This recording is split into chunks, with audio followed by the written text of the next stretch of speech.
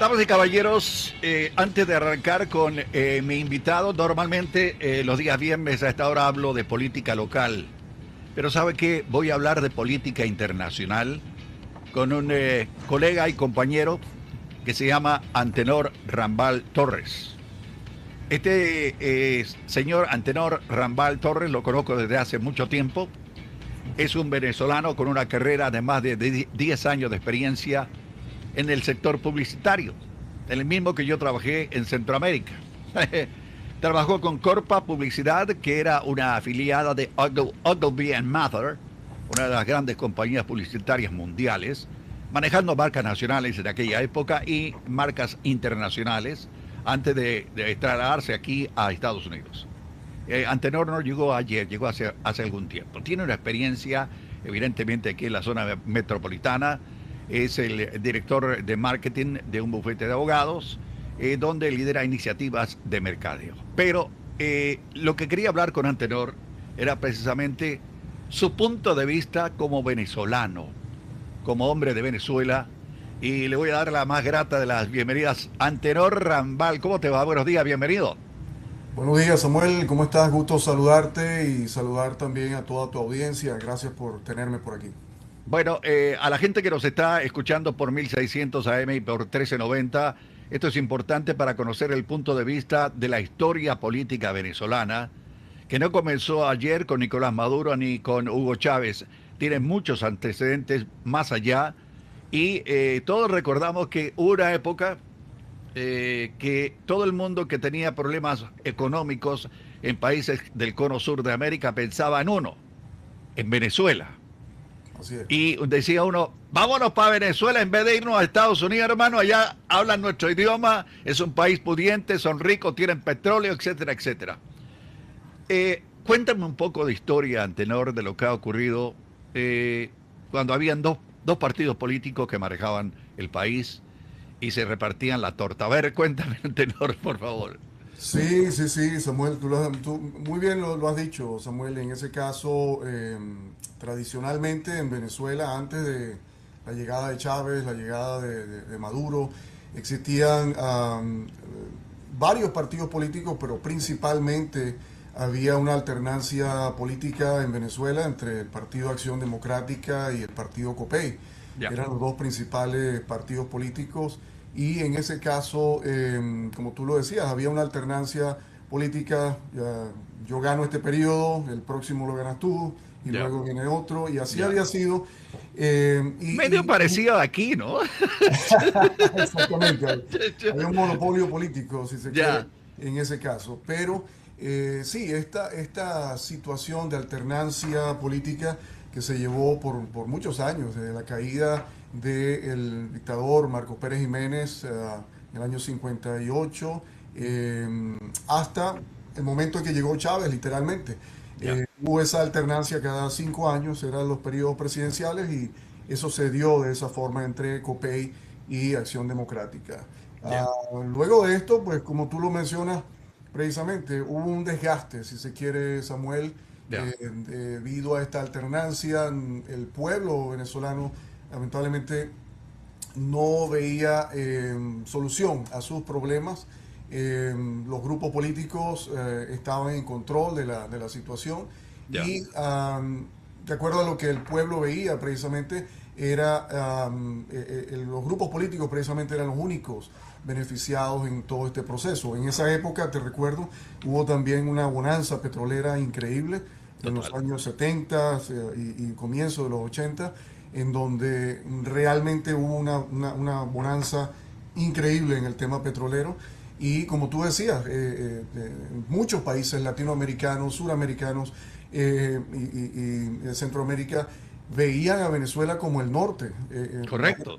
Ya. La gente no venía para Estados Unidos, la gente de Perú, de Chile, de Argentina, muchos amigos nosotros ecuatorianos, colombianos, en fin, se iban a Venezuela con con el sueño dorado, precisamente. El sueño americano de ellos en ese momento no era Estados Unidos, Era era Venezuela. y no solamente países latinoamericanos o centroamericanos, como habíamos dicho, Samuel, pero muchos países después de la guerra, de la Segunda Guerra Mundial, muchos países europeos Ya. también vieron en Venezuela un refugio y una tierra fértil donde poder desarrollarse, hacer familia, hacer país. Mucha gente de Portugal, mucha gente de España, de Italia, se radicaron en Venezuela inmediatamente después de la Segunda Guerra Mundial Ajá. y de otros países también. Yo en Venezuela tuve amigos de Rumania, de Lituania, y yo decía, ¿y qué hacen ustedes aquí? Exacto, mano. Yo todavía no he conocido el primer rumano aquí en Estados Unidos, en 26 años que tengo viviendo acá. Ya. Pues tenía vecinos míos que eran de Rumania en Venezuela. Así que Venezuela en esa época recibió mucha gente de muchos países, abrió las Ya. puertas realmente para que llegaran allí y en medio de esa bonanza, pues muchos de estos países, muchas de estas diásporas, digamos, se radicaron en Venezuela e hicieron familia, y echaron Suyo, raíces ya. bueno, esa es una realidad que se vivió en esa época. Pero volviendo al punto de la alternancia política y del desgaste que eso fue produciendo, lamentablemente ya para el año, quiero decir, 98, am, ya se venía dando. En el año 89 se dio una primera manifestación, digamos, en la forma de lo que se llamó el Caracazo. Ya. Eso fue una protesta generalizada en el país donde se manifestó precisamente la inconformidad, la inquietud y la falta por parte del pueblo de soluciones en cuanto a los servicios, en cuanto al poder Ya. adquisitivo, el costo de la vida, etcétera. Entonces se dio esa primera manifestación, Había un muchos desastre a sectores en nivel esa nacional. época, Antenor, que evidentemente la pobreza estaba aumentando Sí, enormemente y habían estos dos grupos principales, estos dos partidos políticos que se llevaban el pastel y muchos de sus dirigentes, yo recuerdo exactamente. vívidamente a Carlos Andrés Pérez, que fue un hombre catalogado como el ladrón más grande que ha tenido Venezuela porque se aprovechó del puesto y fue acusado de actos de corrupción. Era considerado un tipo con un poder económico gigantesco. No sé si estoy equivocado o habían más gente rica ya en Venezuela en aquel tiempo. No, había muchas personas, había mucha gente, definitivamente. Carlos Andrés Pérez sí tuvo sus situaciones de manejo, mal manejo de finanzas. Sí, se habló también de toda esta situación en cuanto a la fortuna que él manejó, etcétera. Ya.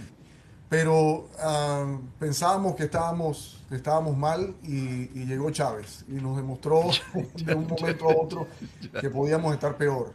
Ya. Y eso fue lo que sucedió. Luego del 89, luego de ese Caracazo, que como te digo fue el primer paso en ese proceso de protesta y Ya. de inconformidad que se empezó a manifestar. Luego en el año 92 hubo un intento de golpe de Estado precisamente contra Carlos Andrés Pérez por parte de Chávez y luego de eso, digamos, avanzó ese proceso de deterioro. Ya finalmente Chávez, después de esa intentona de golpe, es puesto en la cárcel Ya. y posteriormente se le da un indulto, un indulto que fue bastante criticado en ese momento. Ya en este caso fue por el presidente Caldera, Ya. Rafael Caldera, que era de COPEI, precisamente. Bueno, en ese momento ya lo había hecho bajo otra tolda política que él mismo había creado. Este indulto le da la posibilidad a Chávez de salir de la cárcel y crea su propio movimiento político, el movimiento Quinta República en ese momento, y en ese momento pues Chávez se lanza a las elecciones, a una campaña presidencial, etcétera, y gana finalmente en el año 98, gana esa posición, ya electo como presidente de la Ya. República en ese momento. Todo el año 99, Samuel, se dedica Chávez a hacer una nueva constitución hecha a su medida, básicamente. Ya. Promueve, o mejor dicho, a través de esa constituyente que él llamó y estableció precisamente durante todo ese año 99, le cambia el nombre del país, cambia los símbolos patrios, cambia el término del periodo presidencial, en fin, cambia la moneda En fin, cambia definitivamente, hace cambios radicales en el país, nuevamente con medidas que van y están siendo hechas en ese proceso constituyente, hechos prácticamente a su medida, al Ya, proyecto político e ideológico que él tenía. ya, una de las cosas que me llamó mucho la atención, que lo que hizo Hugo Chávez en aquella época, yo lo vi reflejado en mi país de origen, cuando llegó el presidente Salvador Allende en aquel tiempo y comenzó a nacionalizar la industria productiva. Mm, Lo mismo ocurrió con Hugo Chávez en la presidencia, comenzó a nacionalizar las industrias que producían dinero al país y evidentemente aquellos que se sentían afectados. Mire, yo hice este negocio, me ha costado toda mi vida y viene un político y me lo quita solo así porque es. soy productivo y porque estoy haciendo dinero. Y le pasaban este tipo, y es igualito, tú, le pasaban la dirección de estas empresas a gente que estaba eminentemente políticamente afiliada al gobierno y las arruinaban, hermano. Las Totalmente, dejaban en la ruina y todo el mundo, mire, ¿y ahora qué voy a hacer? exactamente.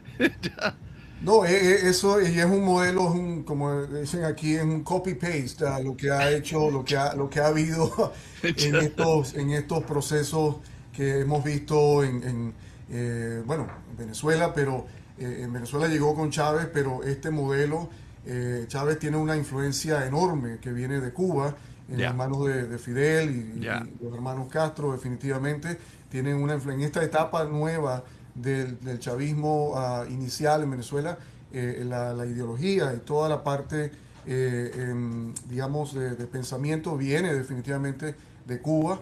De allí se traslada a Venezuela. Venezuela hace ramificaciones. Acuérdate que en ese momento todavía Chávez mantenía un control en el ingreso, obviamente ya, enorme todavía en ese momento. Yo me acuerdo en ese momento el primer presupuesto de la nación, cuando Chávez lo presenta ya como presidente, estamos hablando, creo que el dólar lo estaban, perdón, el barril de petróleo lo estaban calculando a unos 60 dólares por barril, si no estoy equivocado. ya. Y en esa época, en esos primeros años del gobierno de Chávez, el barril de petróleo llegó a estar sobre los 100 dólares. Como 100, ahora. 115, 100. Entonces imagínate todo ese superávit que había ahí, todo ese dinero que le estaba entrando. Y eso fue lo que se llamó, en lugar de, en la época de la lucha antiimperial, digamos, del gobierno español, sobre las provincias en Latinoamérica, en los países nuestros, Venezuela, Colombia, etcétera, era la espada de Bolívar, lo que andaba, decían, por los países de Latinoamérica. Bueno, en ese momento fue la chequera de Ya. Chávez la que fue por muchos países, por llamar a algunos, a Nicaragua definitivamente, Bueno, Perú los en ese países, momento, ya, Ecuador, ya, Argentina, en ya. fin. En ese momento había un acuerdo comercial, y yo lo recuerdo porque viví en Centroamérica por mucho tiempo, Sí, que organizó precisamente el gobierno de Hugo Chávez para venderle petróleo más barato a los países de Centroamérica, porque así es. había una carestía enorme y una compulsión económica, tal como la estamos viviendo aquí en estos momentos, pero a nivel de nuestra América Latina. Así Después es. de eso, ¿sabe qué?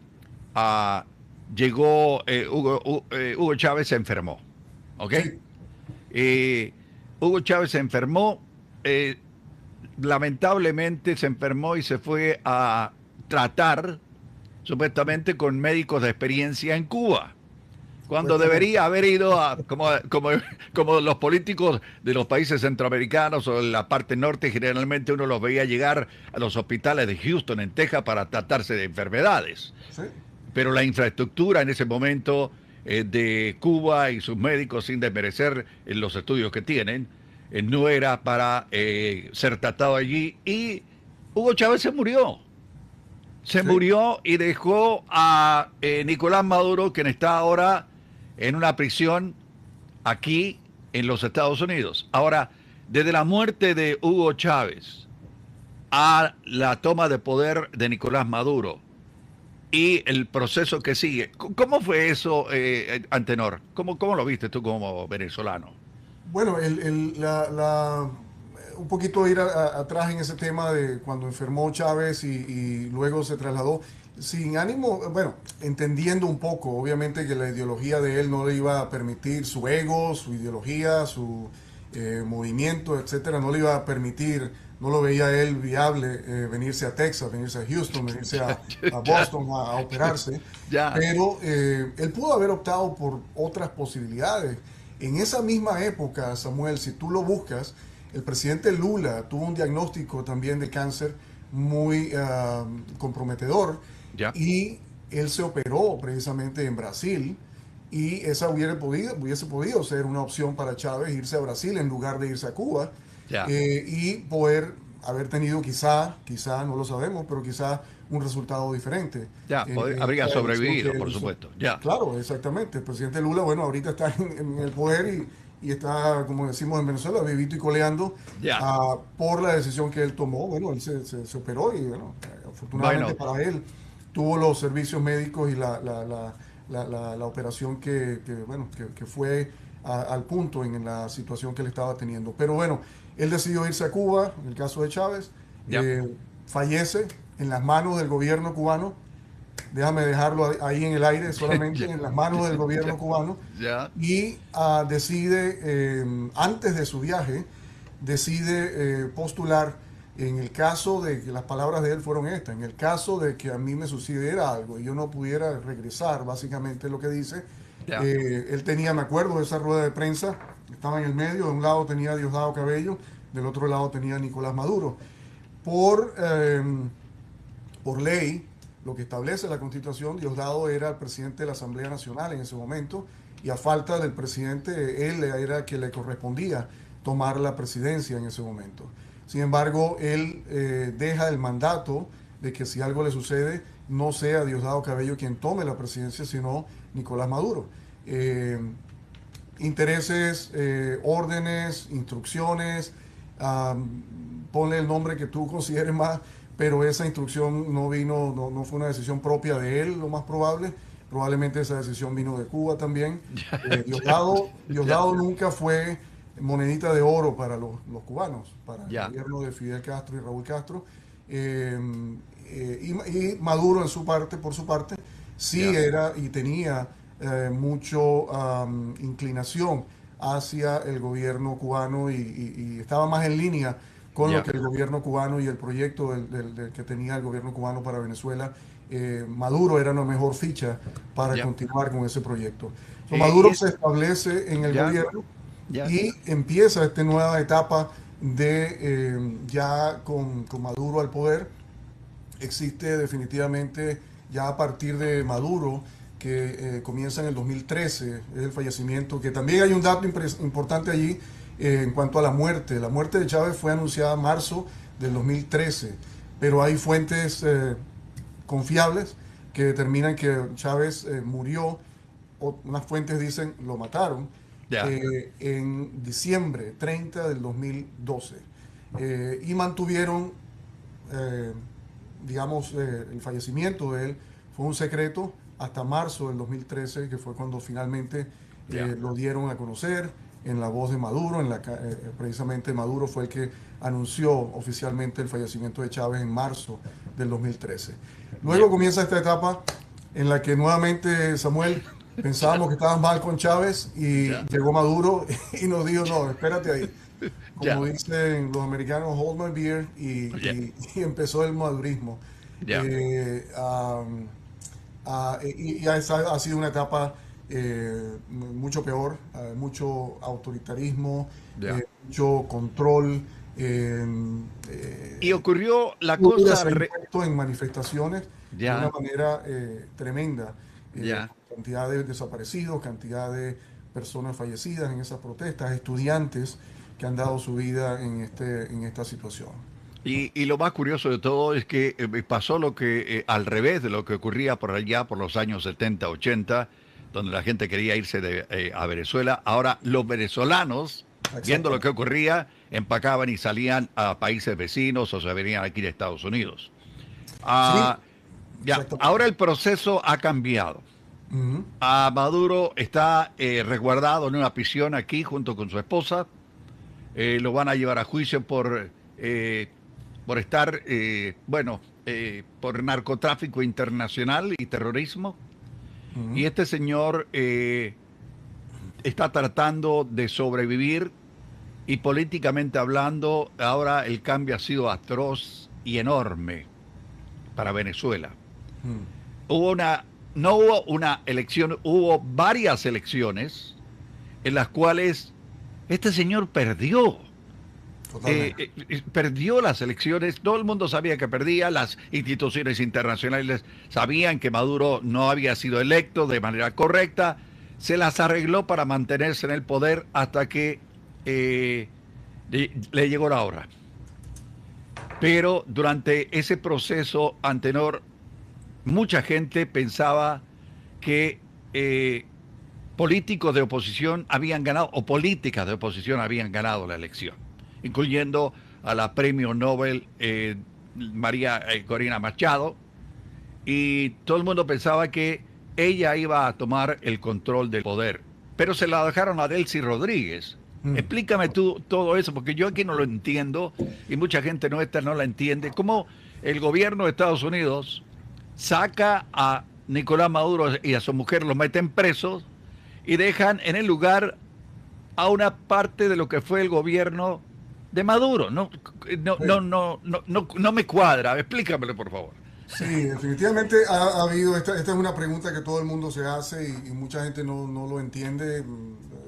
Digamos que no creo que haya una persona que lo entienda al 100%, pero definitivamente no es una, yo creo que es parte de una estrategia bien calculada, bien planificada. Yo me atrevo a decir, Samuel, que después del 3 de enero hasta la fecha, nada de lo que pasa en Venezuela es al azar.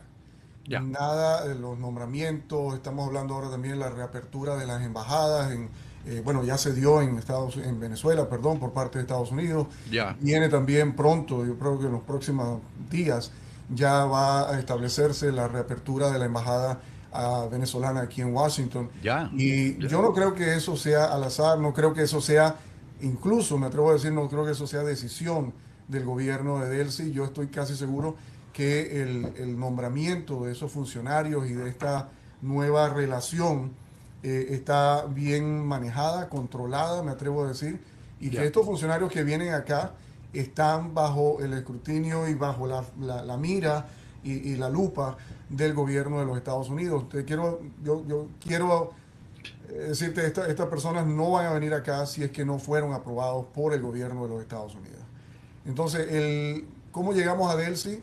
Yo creo que Estados Unidos am, tuvo experiencias anteriores, me atrevo a decir también, en el caso de Irak, en el caso de Libia, donde la intervención que se dio, digamos, decapitó por completo el gobierno en esos Ya, países, mal o bien, dictadores, como quiera llamarlo, pero eran quienes mantenían el control en esos países. ya, Yo pienso que fue una lección aprendida o un cambio en ese tipo de situaciones donde Estados Unidos dijo, bueno, no, quizá la mejor estrategia no sea decapitar ya, a todo el mundo o al gobierno por completo en estas situaciones, sino dejar parte de sus propios componentes en posiciones de poder, posiciones de control, pero también es como un tutelaje bien controlado lo que se ha instaurado en Venezuela en este momento. Y repito, el que le hayan dado esta posición a Delcy Rodríguez, ya. el que ayer incluso habíamos visto, le quitaron, le levantaron Las sanciones, las ya, sanciones ya, que habían sobre ella, ya, tampoco significa que el gobierno de Estados Unidos le está dando carta blanca a Delcy Rodríguez. Por ya, el contrario, yo creo que le está diciendo, ok, digamos, sigue siendo y ahora más que nunca te dejamos saber que eres una ficha nuestra en este caso, yo me ya. atrevo a decirlo así, y debes mantenerte en línea con lo que nosotros estamos determinando para Venezuela. Hay un control en cuanto a lo que se está haciendo en el tema petrolero, un Ya, control absoluto en lo que se está diciendo, todas las ventas están siendo controladas, manejadas, en qué se va a invertir a ese dinero que está entrando por petróleo del Ya. 3 de enero para acá, lo determina 100% los Estados Unidos en este momento. Entonces, el gobierno nuevamente no tiene control de esos ingresos, no tiene el manejo de esos ingresos. Y nuevamente yo creo que Bueno, hay que ese decirlo, poder no es tienen la posibilidad de robárselo, por favor. no, exactamente, no, están Ya, limitando mucho esa ya, posibilidad y ya, están dirigiendo claramente cuál es a dónde se va a llegar esos dineros y definitivamente es lo que está sucediendo ahora. Y Delcy ha sido una herramienta del ya, gobierno de los Estados Unidos para concretar y llegar a esos planes. A través de ella, fíjate que ella misma es quien ha destituido a figuras principales también del madurismo. ya, Y ahí es donde se está deslindando eh, las diferentes vertientes de este poder. No eran tan unidos como ya, hacían ver eh, posiciones como la de Diosdado. Ahí habían clanes de poder. ya, Estaba Diosdado, estaba Padrino, estaba los mismos hermanos Rodríguez, estaban los Maduro, estaba Cilia por su lado y la gente de Cilia. Habían clanes. ya, Y esto se ha visto desde el 3 de enero para acá, cómo estos clanes y estas figuras, estas fichas del madurismo y de diferentes clanes se han ido, el mismo Padrino de esa destitución, un ya. hombre que estuvo más de 10 años como ministro de la Defensa y que fue una ficha importantísima durante todo el tiempo de Maduro, pues ya no está. Y ahí le va a tocar lo suyo también en algún momento, definitivamente. Sí, y si no, Diosdado Cabello, probablemente ya, me puedo decir también que va a ser la próxima ficha que va a caer en esta situación. Saab, que ya lo tienen detenido, ya. Tarek El Aissami está detenido. Eh, Todas Rodrigo, son figuras del gobierno del el hombre que está preso aquí en Estados Unidos. Ahora, exactamente. la pregunta que yo tengo es, y mucha gente se la hace, María Corina Machado Mm, fue electa sí. presidenta de Venezuela. Bueno, Maduro no le... Edmundo González. Ya. Ahora, ¿qué va a pasar?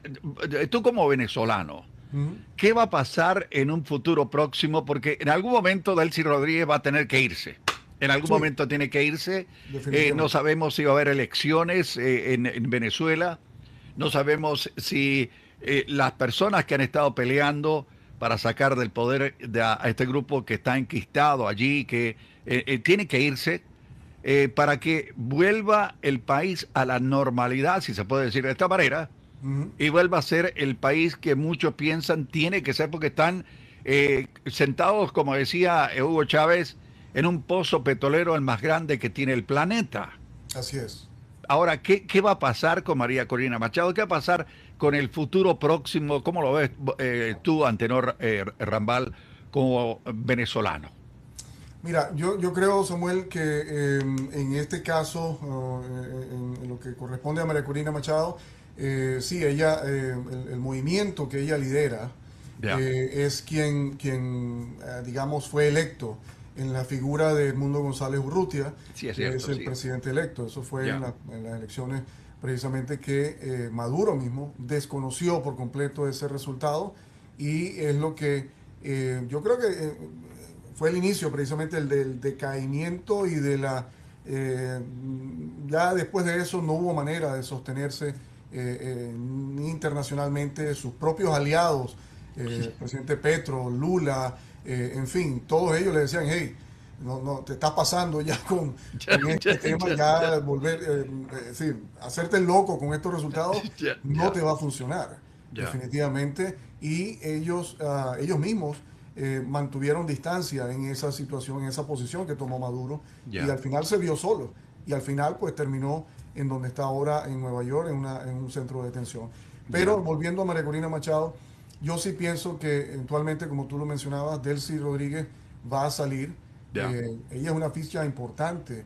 La gran mayoría, Samuel, de los presos políticos que están actualmente en Venezuela fueron procesos creados por Delcy Rodríguez y por Cilia Flores. Ah, mira. Entonces, ellos son las cabezas, los pensantes detrás de toda esa situación de presos políticos en Venezuela. Ellas son dos de las figuras principales en todos estos procesos que se han abierto de la nada contra personas que son de la oposición o representan partidos de oposición. Entonces, yo sí creo que debe haber alguna elección en el futuro, pero muchas cosas, Samuel, me atrevo a decir, tienen que pasar antes de llegar a ese punto. Colocar o traer a un Edmundo González ahora y traer de nuevo a María Corina Machado e instaurarlos ya como presidente y vicepresidente de Venezuela, mi humilde opinión, no va a funcionar, no tendría muchas posibilidades de éxito, donde tú tienes todavía unas Fuerzas Armadas controladas por el movimiento, por gente de Maduro, por Diosdado específicamente. Tienes un Consejo Supremo Electoral completamente dominado por ellos, tienes una Asamblea completamente dominada por ellos, tienes un Tribunal Supremo de Justicia completamente dominado por ellos. Entonces, yo no veo viable traer a un presidente y una vicepresidente cuando todo el sistema alrededor de ellos está manejado y controlado por lo que estamos tratando de sacar precisamente del gobierno. Como tú decías antes, están enquistados en estas posiciones de gobierno y de control y de poder, y mientras eso no cambie, una presidencia que trate de buscar llevar, como tú decías antes, a Venezuela a una normalidad otra vez, es poco viable, sinceramente. Los comentarios en el chat dice, debe ser algo justo y equilibrado, pero no veo eso, siempre llegan los avaros y vendidos. Yo creo que deben salir otros líderes. Yo creo que también esto va a ser un proceso un poco lento, no sé cuánto tiempo va a extenderse. Gui dice, critica a María Corina Machado, dice la vendida Machado no podrá gobernar Venezuela. Esto habría que verlo más adelante, porque todo esto va a cambiar, tarde o temprano va a cambiar. Hay cambios que son drásticos, como lo ocurrido en países suramericanos con gente que llegó al poder por la fuerza, evidentemente por las dictaduras militares. Aquí no se está dando algo así, se está dando un cambio que jamás habíamos visto en nuestros países del continente, con una influencia tal del gobierno de Estados Unidos, con un poder enorme para poder manejar a los políticos del país, que no lo había visto yo en otra ocasión. Así que para mí es sorprendente, para mí es totalmente fuera de lo común todo esto, pero los que conocen la política interna de Venezuela, yo no soy uno de ellos. Antenor es un hombre que conoce cómo se maneja su país, y por eso lo traje para que nos explicara un poquito.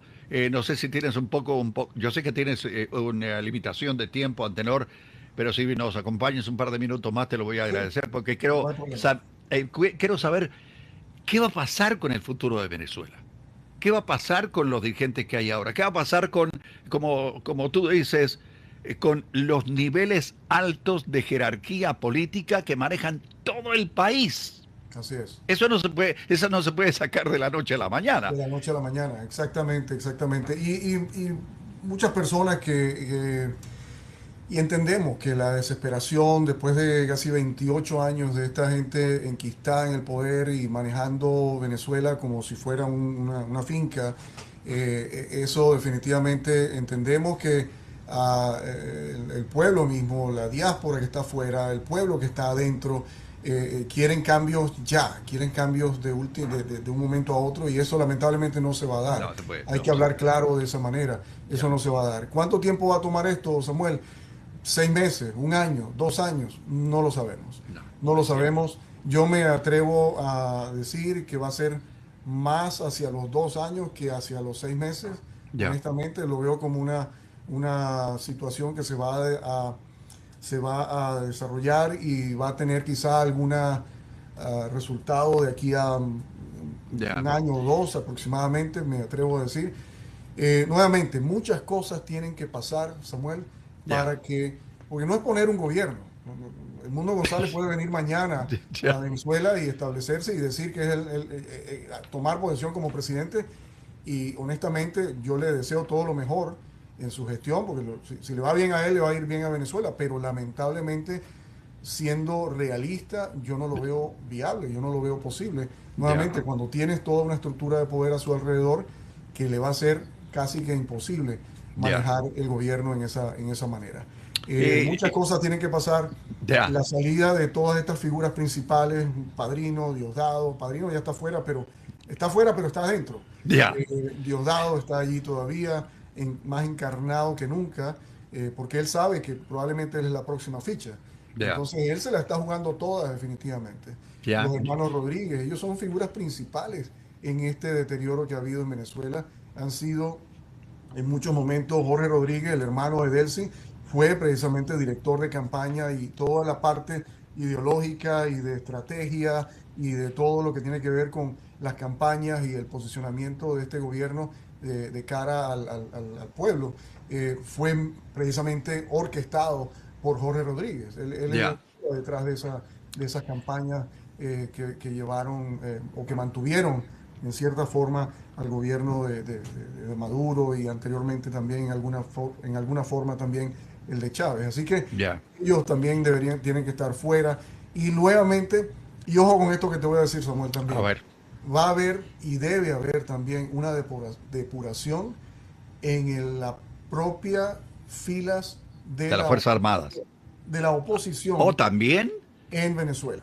Hay mucha oposición en Venezuela, y tengo que decirlo con toda responsabilidad, hay mucha oposición en Venezuela que le haya seguido el jueguito al gobierno y o al régimen de Chávez anteriormente y Maduro hasta el 3 de enero de este año. Hay muchos líderes de oposición que nuevamente le han hecho el juego al gobierno, le han en algunos casos legitimado muchas acciones que ellos han tomado, en fin, han sido complacientes en muchas de las acciones que han pasado en Venezuela, y esa depuración tiene que existir, como tú decías, en las Fuerzas Armadas, tiene que existir en el Poder Judicial de Venezuela, el Consejo Supremo Electoral definitivamente, pero nuevamente yo me atrevo a agregar en esa combinación de poderes la oposición venezolana, que también en muchas de esas figuras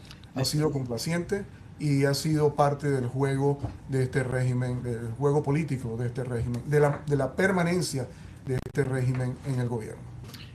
Tú como venezolano, me imagino que, y como ex colegas trabajamos juntos evidentemente en la publicidad, cada uno en sus países. En el caso mío, estuve en Centroamérica, en el caso de anterior, allá en Venezuela con Ogilvy and Mather.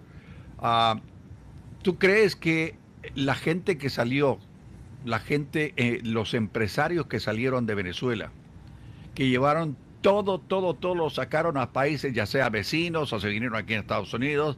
Conozco muchos colegas de medios de comunicación, inclusive una cadena de radio que existía allá en Venezuela. En su época estaba Globovisión en la oposición, etcétera, etcétera. ¿Tú crees que con este cambio que hay en estos momentos podría haber una reinversión y un regreso para aquellos que van a tener que ver si confían o no en Venezuela, Antenor? Yo sí creo, Samuel, yo sí creo que yo no me atrevo a decir un porcentaje de cuánto de esa diáspora que está regada ahora por todas partes del mundo, cuántos de ellos van a regresar, no lo sé. Pero sí sé que son muchos. Y yo sí sé que eso genera en Venezuela o generaría en Venezuela el regreso de esa diáspora, que hay que verlo de esta forma, yo lo quiero ver de esta forma. El pueblo venezolano nunca fue migrante. Más bien Venezuela recibía migrantes de muchos países. Sí, el venezolano nunca fue migrante por definición, sino hasta que se dio esta crisis precisamente. Yo siento que el haber migrado a tantos países nos dio la posibilidad de reinventarnos, de aprender, de perfeccionarnos, de mejorar en muchos aspectos. En la parte técnica, en la parte tecnológica, en la parte de conocer otros sistemas. Yo lo veo de esta manera. Yo lo veo esto como una gran oportunidad. en el momento en que esta parte de esta diáspora, repito, no sé si algunos dicen la mitad, otros dicen más, un número mayor, qué sé yo, pero los que regresen definitivamente va a ser, ese venezolano que va a regresar es un venezolano diferente al que salió. Es un venezolano que va a estar más preparado y que va a estar más ducho en ciertas materias que él no sabía anteriormente antes de haber salido del país. Y eso yo creo que representa una gran oportunidad para Venezuela en aprovechar precisamente esa mano de obra calificada, ese conocimiento que están trayendo de nuevo a Venezuela, en poder implementarlo. Cuando tú hablas de capitales, y muchos grupos grandes, empresarios venezolanos se fueron, yo me acuerdo, no voy a mencionarlo, pero muchos de ellos se fueron a Colombia y abrieron sus empresas y movieron sus empresas a Colombia principalmente, entiendo yo. Muchos de ellos se vinieron aquí a Estados Unidos, en fin, en diferentes países. Y yo sí creo que definitivamente si se da la posibilidad de nuevamente esta depuración del sistema y del gobierno en Venezuela y con unas condiciones, digamos, mínimas de seguridad en cuanto a la inversión, a la seguridad física también, pero la seguridad económica, yo sí creo que muchos capitales van a regresar de esos que se fueron. Muchos, yo también creo que muchos capitales nuevos van a llegar a Venezuela, porque representa, como tú decías anteriormente, estamos parados sobre las reservas de petróleo más grandes del mundo, y esa es una gran ventaja, y no lo voy a decir, no lo estoy diciendo en ánimos digamos, como decimos en Venezuela, de echármelas. No, para nada, sino que es una realidad. Y la capacidad de poder, Samuel, de poder reactivar una economía bajo unas normas y un sistema ya más, digamos, legal, estable, la capacidad económica o el poder económico está allí. Y no solamente en el tema petrolero, el tema de los minerales, el tema tecnológico, en fin, la ubicación estratégica de Venezuela la hace privilegiada en ese sentido, ser parte de Sudamérica, pero también estar al norte con comunicación directa a todo lo que es el Caribe, Europa, Estados Unidos. A propósito, es una posición privilegiada. A propósito del Caribe, y tengo que hablar de política cubano-venezolana, la influencia que tuvo en un principio Cuba con los hermanos Castro dentro de Venezuela en el poder con Hugo Chávez fue enorme. Así es. Ahora las cosas han cambiado totalmente. Cuba dependía evidentemente del petróleo que casi le regalaban a ustedes los venezolanos en la época de Maduro y de Chávez. Ahora no están recibiendo absolutamente nada, están con el cuello apretado, es muy probable que inclusive haya cambio de gobierno. La influencia que tenían los cubanos en Venezuela era tan grande, Antenor. Era grandísima, Samuel. Hay información de que personas del G2 cubano precisamente participaban activamente en reuniones de gabinete en Venezuela, en reuniones del alto mando militar, en los fuertes militares venezolanos. Estaban incrustados en el sistema de poder de Venezuela y tenían una influencia tremenda. Y no solamente precisamente en la parte política, en dar todas estas directrices en cuanto al gobierno como tal, en la parte ideológica, etcétera, pero también en el control interno. Venezuela, o el gobierno, el régimen de Chávez anteriormente y el régimen de Maduro en estos últimos años, utilizaba precisamente el funcionarios del G2 cubano y de inteligencia cubana para controlar también dentro del propio sistema quién era quién. La oposición, evidentemente, ¿no? La oposición y personas del gobierno también. Y de esa manera era que precisamente ellos tienen el control que tienen sobre los militares venezolanos, tienen sobre los miembros del gobierno venezolano mismo y también miembros de la oposición venezolana. Entonces era un control que funcionaba de ambas maneras, por todos lados, controlando al propio quién está alrededor mío, pero quien está en contra mío también. Ya Era, es era cierto. quien ejercía ese control precisamente, era parte de este grupo de cubanos que ya, de hecho, después de la salida de Maduro, precisamente han ido saliendo en cantidades enormes de Venezuela, porque ya no tienen definitivamente, y ya Ya no. también nuevamente, esa es una directriz que han recibido de este país, precisamente en decirle, Váyase. listo, ya que ya no, ya aquí ya no siguen, pues. Así que Pero el no, cambio a nivel, fue enorme. el cambio a nivel político de todo el continente es impresionante. Y ese cambio político llega a Venezuela con la salida de Nicolás Maduro y su esposa Cilia, y con, bueno, con la designación de Delcy Rodríguez y todo el resto. Mucha gente dice, y nos dicen, esto va a extenderse entre 5 a 10 años para poder lograr algún cambio verdaderamente remarcable y sustancial. Mm. ¿Cómo lo observa Antenor? Yo no me, honestamente, Samuel, yo no pondría un término de tiempo. Ya, Honestamente, no sé si 10 años es mucho, no sé si 5 años es el término. Yo, siendo realista, pero también optimista en ya. cierta forma, yo me gustaría pensar en un término entre un año y dos, eh, para tratar de ver esos cambios que queremos ver precisamente. Eh, Siento que en la manera en que esto se está desenvolviendo, no te olvides, han pasado 3 meses de Cierto, la salida de Maduro. muy cierto. Eh, 3 meses es nada Ya, en un sistema que tiene ya casi 28 años montado en el país, en el gobierno de ya. Venezuela. Así que 3 meses es nada, esperar cambios de la noche a la mañana, lo mencionamos antes, Ya, es te irreal. están catalogando como una persona prudente, Antenor. Bueno, Sí, sí quiero, por eso dije, quiero ser realista, ya, no tanto porque quiero ser realista, pero optimista también. ya, Y yo quiero manejarme en ese tiempo porque como venezolano lo deseo.